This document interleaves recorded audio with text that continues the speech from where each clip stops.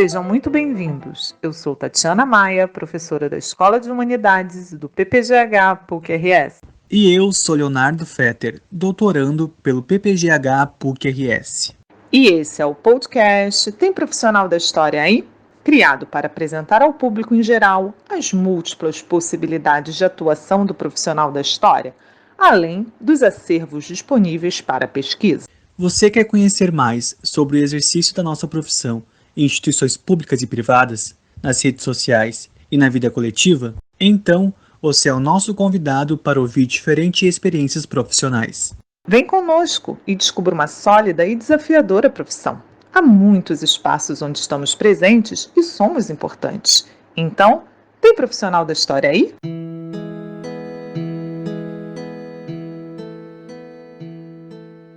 A nossa convidada de hoje é Clarissa de Lourdes Sommer Alves, historiadora do Arquivo Público do Estado do Rio Grande do Sul.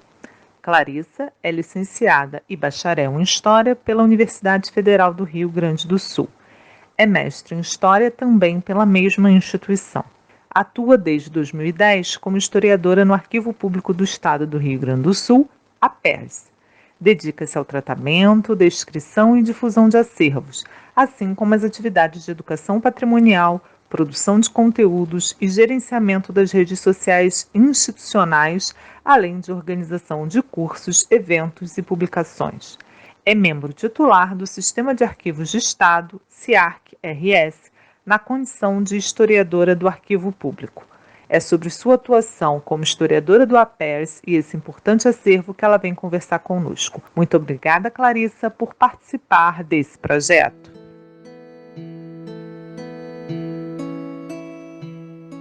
Qual o trabalho desenvolvido por você no Arquivo Público do Estado do Rio Grande do Sul? E quais as potencialidades de pesquisa nesse arquivo para aqueles interessados em acessar o acervo? Começo a minha intervenção agradecendo muito o convite. Eu estou muito feliz de poder compartilhar um pouquinho com vocês a respeito da minha atuação, da minha trajetória profissional, mas especialmente poder refletir sobre as potencialidades da nossa atuação enquanto profissionais da história dentro das instituições arquivísticas e ajudar a conectar um pouquinho mais do Arquivo Público do Estado com a sociedade, com os jovens historiadores e historiadoras em formação. Vou começar um pouquinho antes, pontuando sobre a minha formação, para ficar um pouco mais evidente como se deu a minha inserção no Arquivo Público. Eu me graduei na licenciatura em História em janeiro de 2010, e naquele momento eu já atuava no APERS desde abril de 2009 como estagiária, em uma atividade que foi a semente do que hoje nós conhecemos como o Programa de Educação Patrimonial URGS-APERS. É um programa bastante consolidado em parceria entre o Arquivo Público e o Departamento de História da Universidade Federal. No momento em que eu ingressei na instituição como estagiária, esse programa estava nascendo. A sementinha foi plantada num contexto em que surgia na URGS uma disciplina obrigatória de estágio em educação patrimonial, e a partir da necessidade de constituição de campo de estágio, a professora Claudira de Socorro Cardoso, que à época estava à frente da disciplina, procurou a direção do APERS para propor a criação de uma oficina, e deu muito certo, a instituição abraçou, e ao longo dos anos nós fomos nos consolidando essa área, né, a área da educação patrimonial, como uma referência no trabalho no APERS. Ali, em 2010, obviamente no momento em que eu assumi o concurso, as minhas atribuições elas foram ampliadas, passei a não atuar mais apenas nas oficinas de educação patrimonial, mas também a colaborar com a organização de cursos, eventos, exposições. Nesse aspecto, pensar a mediação e a colaboração de historiadores é bastante importante, porque como boa parte das atividades de uma instituição arquivística tem como objetivo fazer com que a comunidade entenda a importância e saiba da existência e conheça os acervos, a nossa mediação, esse olhar daqueles que pesquisam em arquivos e que estão dentro da instituição, ajuda a fortalecer essas atividades no campo do que dentro dos arquivos se chama de difusão cultural.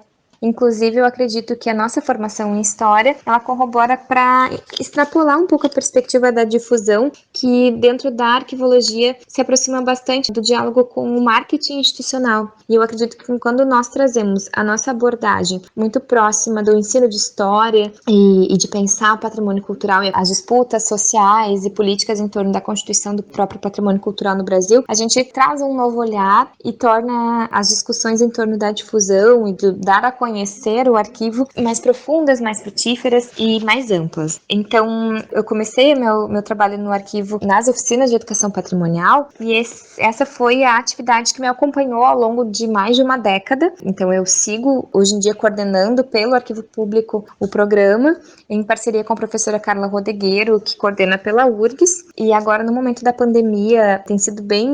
Hoje mesmo eu estava refletindo a respeito disso, tem sido triste, assim, perceber que nós tínhamos uma demanda grande e que nós tínhamos encontros ali semanalmente com turmas escolares, com os professores. Nós ofertávamos, além das oficinas para os estudantes em si, né, da educação básica, também cursos de formação para professores e capacitações de oficineiros que são voltadas para estudantes da graduação em História, especialmente, mas para graduandos. E nós estamos agora com um desafio em mente de, ao longo de janeiro, dos próximos, o mais breve possível, refletir a respeito de como seria possível trazer essa experiência da educação patrimonial em arquivos para o mundo virtual, para não perder essa referência, porque é bastante comum que as instituições arquivísticas ofertem eventos dentro do espaço do arquivo ou que ofereçam para a comunidade visitas guiadas, visitas mediadas. Agora, essa perspectiva da educação patrimonial enquanto um lugar que promove uma reflexão e um processo de ensino-aprendizagem de dentro da instituição arquivística, tendo tanto o lugar do arquivo enquanto patrimônio arquitetônico, né? No APERS a gente usa muitos elementos da própria arquitetura da instituição, que tem prédios próprios construídos no começo do século XX para a guarda de acervos, mas a apropriação do patrimônio documental para a provocação desses processos de ensino-aprendizagem, isso é bem peculiar e bem importante no trabalho que a gente vem desenvolvendo. Então, vem tomando um pouco a minha reflexão nesse momento pandêmico, refletir a respeito de como nós podemos tentar manter esse vínculo com a comunidade via educação patrimonial. Eu também participo dos cursos, eventos e exposições, já me dediquei à descrição de acervos, que é uma área dentro dos arquivos que se debruça sobre como tornar a documentação o mais acessível possível. Então, existem diferentes formas e níveis de descrição arquivística, desde uma descrição mais ampla de um fundo documental específico ou de uma coleção, até a produção de um catálogo, por exemplo, que vai descrever em verbetes, que são, entre aspas, né, pequenos resumos de item por item de documentos de um determinado fundo ou coleção. Então, eu já me envolvi um pouco com essa discussão e também já tive a oportunidade de adentrar um pouquinho no mundo da discussão sobre gestão documental, que é algo que no curso de História eu acredito que ainda está bastante distante na nossa formação de base em História, mas então já tive a oportunidade de participar como representante historiadora do arquivo, do Sistema de Arquivos do Estado, que é o sistema responsável por construir e buscar a implantação de uma política de gestão de documentos para o Estado do Rio Grande do Sul. O que isso significa? É tentar garantir que a documentação pública produzida no cotidiano, ela tenha um tratamento desde o momento em que ela nasce, em que ela é produzida, e já seja classificada, ao mesmo tempo lhe seja atribuída uma temporalidade para que a gente saiba se os documentos eles são de guarda permanente e devem ser no futuro enviados ao APERS ou se eles podem ser eliminados e daí existem diversos prazos possíveis de eliminação. Esse é um campo que eu lembro que foi bastante novo, foi toda uma gama de conceitos e aproximação dos instrumentos de gestão documental, foi tudo muito novo para mim quando eu adentrei o APERS.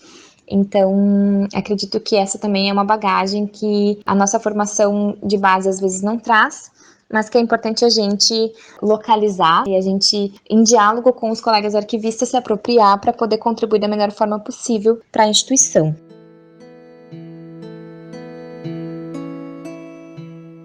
Quais as atribuições do Arquivo Público do Estado do Rio Grande do Sul? Você poderia falar mais sobre o acervo, possibilidades de pesquisa e qual documentação o Arquivo Público recebe? O arquivo público, ele tem como atribuição, na atualidade, implantar uma política de gestão documental no Estado e fazer o recolhimento, a salvaguarda, a difusão e o acesso aos documentos produzidos pela administração pública estadual no âmbito do Poder Executivo. Hoje em dia, O Poder Judiciário tem o seu arquivo centralizado, assim como o Legislativo também. Mas antes da Lei de Arquivos, que data lá do comecinho da década de 90, antes do processo da Constituição de 1988, no momento em que as coisas vão se organizando um pouco nesse âmbito, o arquivo público, até antes desse período, recolhia documentos diversos de todos os três poderes. Então, atualmente, o arquivo ainda é bastante referenciado e procurado em função do arquivo do Poder Judiciário. Boa parte dos historiadores que pesquisam na nossa sala de pesquisa vão em busca de processos criminais, de testamentos, inventários. Podemos pensar em medições de terra. Bom, a quantidade de tipos documentais produzidos pelo Poder Judiciário é enorme, assim. Então, tem muitos tipos de documentos que são processos judiciais. Outros exemplos, processos de desquite, divórcio, anulação de casamento, guarda, pensão alimentícia, tudo isso dentro desse contexto do judiciário. Pensando os acervos do Poder Executivo, na atualidade o recolhimento, quando eu digo recolhimento, eu penso no processo que levou esse documento a ser trazido para dentro do APERS e admitido no APERS como parte do seu acervo. Ainda é bastante fragmentário o recolhimento de acervos do Poder Executivo e uma parte dos acervos que nós temos recolhido ao arquivo ainda não passou por um tratamento técnico arquivístico, até mesmo porque o arquivo ele foi fundado em 1906. No ano que vem, agora no dia 8 de março, a instituição está celebrando 115 anos. Então, parte do acervo que nós temos na casa, digamos assim, ele foi recolhido num contexto em que não havia normativa arquivística e foram acumulados mesmo, sem um processamento intelectual e de classificação que nos permitam um acesso mais fácil, mais amplo. E isso vem sendo feito pelas equipes técnicas ao longo das últimas 3 décadas, especialmente. Foi o momento em que adentraram profissionais da história e da arquivologia com uma expertise mais afinada com o que a gente entende hoje como sendo arquivística.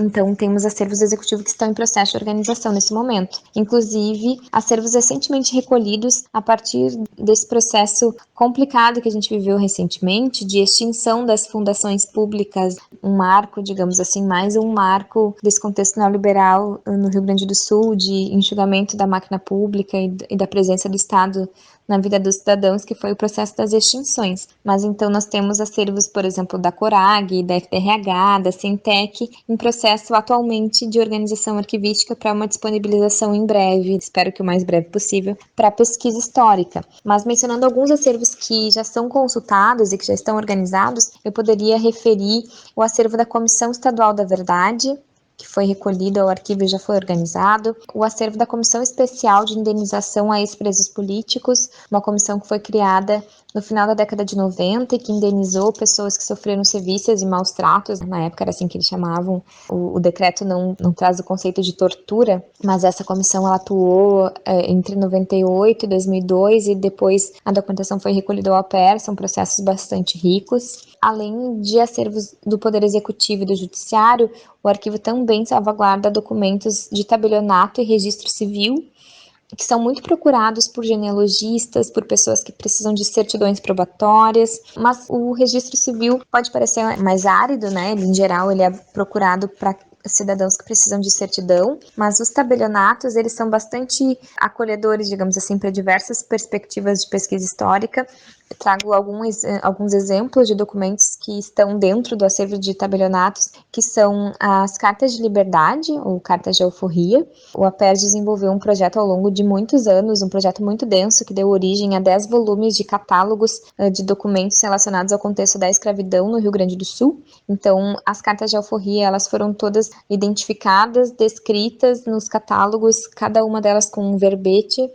Depois elas foram digitalizadas e já foram indexadas, então nós temos 30 mil cartas de liberdade disponíveis para pesquisa via internet, a partir desse grande projeto Documentos da Escravidão. Os tabelionatos também acolhem os registros de compra e venda de bens em geral, de diversos períodos históricos, de diversos anos, mas aí estão contidos os registros que apontavam a mercantilização das pessoas naquele contexto escravizadas. Então isso é só para dar uma dimensão da potencialidade do acervo, mas há pesquisas, como os tipos documentais que o arquivo salvaguarda, eles se prestam a diversas abordagens, diversos olhares. A gente poderia pensar, por exemplo, processos criminais de repressão a expressões culturais de matriz africana no pós-abolição. eu estou tentando fazer um exercício aqui de hipotético de pesquisa. Se nós pegarmos as medições de terras, nós poderíamos tentar analisar conflitos pela terra que de algum modo tenham relação com comunidades indígenas ou quilombolas no interior do Rio Grande do Sul. Nós temos um dos projetos desenvolvido pelo meu colega historiador lá no arquivo, o Rodrigo Weimer. Ele tem entrevistado historiadores que utilizam os acervos da instituição para suas pesquisas históricas, e até fica a dica para que vocês conheçam o nosso site, nos sigam nas redes sociais. O arquivo tem Instagram, Facebook, Twitter. Ali o Rodrigo tem lançado uma luz muito especial assim sobre diversas pesquisas que têm sido desenvolvidas na área da história, e agora eu me recordo, por exemplo, de historiadoras e historiadores que já contribuíram com a formulação de laudos para o reconhecimento de territórios quilombolas no Rio Grande do Sul e que recorreram à documentação do APERS nesses processos antropológicos e históricos de reconhecimento das áreas. Então nós temos um acervo realmente rico, abrangente, que um mesmo processo pode servir tanto para uma abordagem, uma perspectiva de gênero, numa perspectiva de estudo sobre a infância, e dependendo da tua abordagem, da tua base teórico-metodológica, tu pode utilizar um mesmo documento para pensar e para fazer reflexões na perspectiva étnico-racial. Então, a dica é, nos busquem nas redes, porque tem um grande potencial, né, um acervo, parte dele ainda inclusive a ser descoberto e significado nas nossas pesquisas. Qual a importância do historiador no interior de um arquivo, incluindo os conhecimentos específicos necessários para a atuação nos mesmos? Quais as competências, habilidades, formação complementar que um jovem historiador deve buscar para atuar no arquivo? Ao longo das falas anteriores, acho que eu já mencionei um pouquinho, já trouxe alguns elementos que nos ajudam a pensar competências e habilidades importantes para as historiadoras, e não só para as historiadoras, para os profissionais de arquivos de um modo global. Mas tentando aprofundar um pouco a reflexão a respeito disso, eu gostaria de frisar duas características que me parecem fundamentais quando a gente vai trabalhar dentro de um arquivo. A primeira é a disposição para o trabalho coletivo, e a segunda é a disposição para o trabalho interdisciplinar.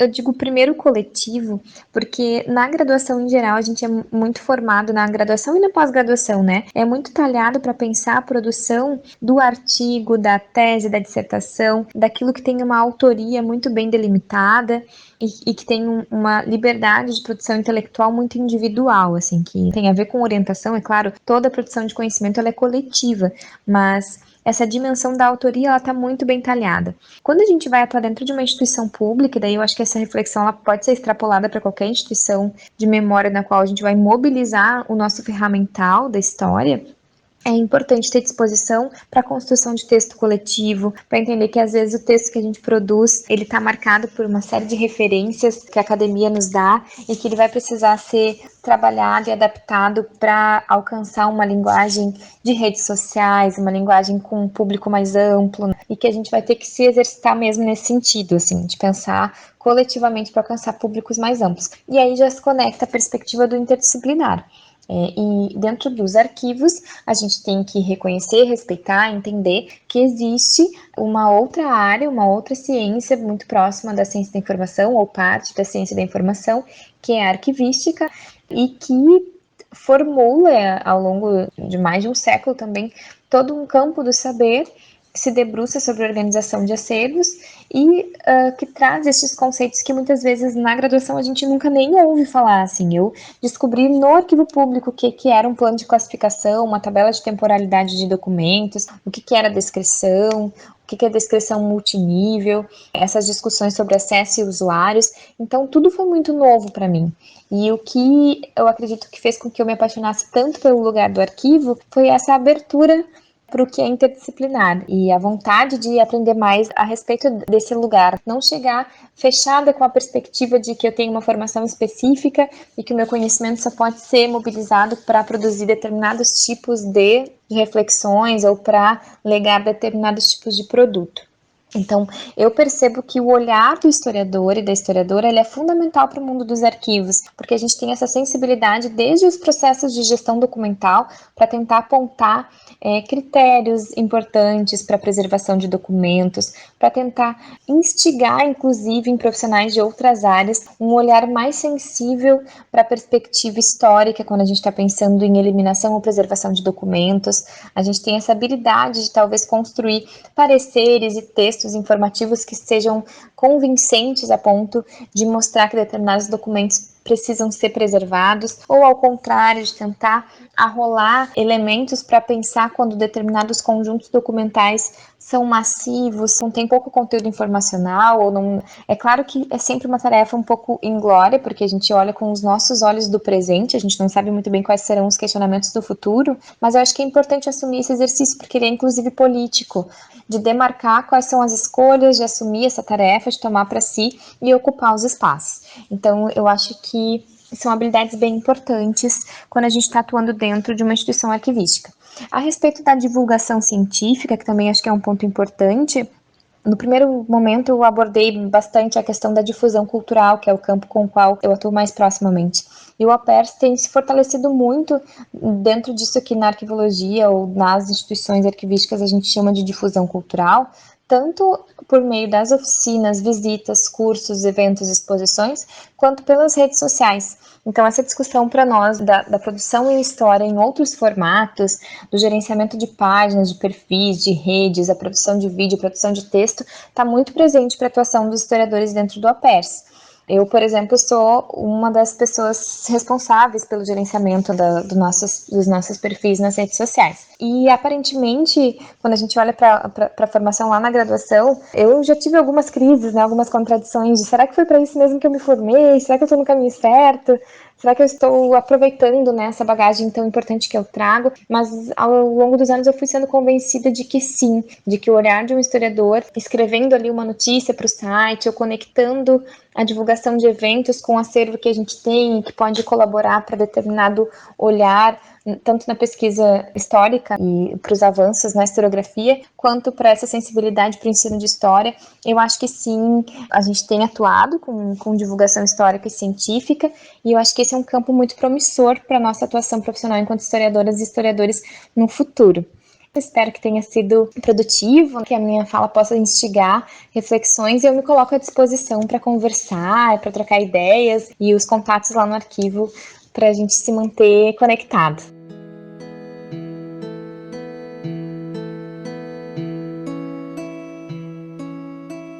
Muito obrigada, Clarissa, mais uma vez, por sua participação nesse projeto. E para todas e todos que nos acompanham, esperamos que tenham gostado dessa entrevista. Convidamos vocês para nos seguir no Facebook, no Twitter e no Instagram. Participem, comentem as entrevistas e sugiram temas. Será um prazer dialogar com vocês e construir esse projeto coletivamente.